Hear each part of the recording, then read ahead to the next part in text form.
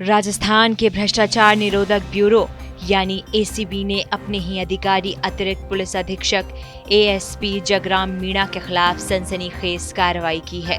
ACB के महानिदेशक DG doctor Ravi Prakash Mehra ने जगराम मीणा को तत्काल प्रभाव से कार्य मुक्त कर दिया। ये मामला तब सामने आया जब जांच में पता चला कि मीणा पुलिस, खनन, परिवहन और आबकारी विभाग के कर्मचारियों और अधिकारियों से अवैध वसूली में लिप्त थे। ये घटना न केवल भ्रष्टाचार की गंभीर समस्याओं को उजागर करती है, बल्कि ये भी सवाल उठाती है कि भ्रष्टाचार को रोकने के लिए बनी संस्था के भीतर ही ऐसी गतिविधियां कैसे संचालित हो रही थी।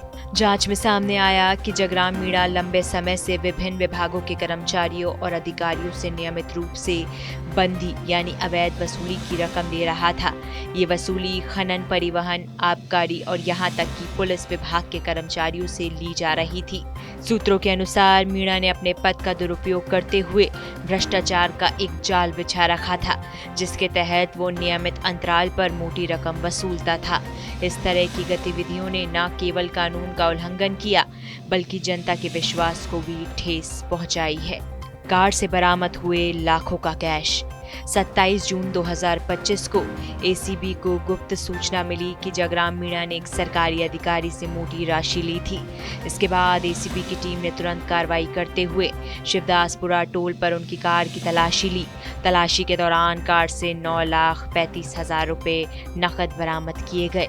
ये राशि विभिन्न लिफाफों और एक लाल रंग के लेदर बैग में रखी थी। इसमें शामिल थी एक प्लास्टिक फोल्डर में अखबार में लिपटी 500 रुपए की 10 गड्डियां यानी कुल 5 लाख रुपए, एक पीले रंग के लिफाफे में 500 रुपए की 4 गड्डियां यानी कुल 2 लाख रुपए, 2 अलग अलग लिफाफे में 1 लाख रुपए, कुल 2 लाख रुपए, एक लाल रंग के लेदर बैग में पीले लिफाफे में 500 रुपए के 70 नोट, कुल 35,000 रुपए। जब मीणा से इस राशि के स्रोत के बारे में पूछा गया तो वो कोई संतोषजनक जवाब नहीं दे सका। इसने एसीबी के संदेह को और पक्का कर दिया और ये रकम अवैध रूप से वसूली गई थी। घर की तलाशी में भी चौंकाने वाले खुलासे आए। एसीबी की टीम ने इसके बाद जगराम मीणा के जयपुर जगतपुरा स्थित आवास मकान नंबर 31 चक्रौल जेडीए कॉलोनी SKIT के पीछे की तलाशी ली। इस तलाशी में और भी चौंकाने वाले तथ्य सामने आए। मीणा के घर से 39,50,000 रुपए नकद, करोड़ों रुपए की प्रॉपर्टी के दस्तावेज और 85 बोतलें महंगी और विदेशी ब्रांड की शराब बरामद हुई। इन शराब की बोतलों के मामले में रामनगरिया थाने को सूचित किया गया और आबकारी एक्ट के तहत मामला दर्ज करने के निर्देश दिए गए।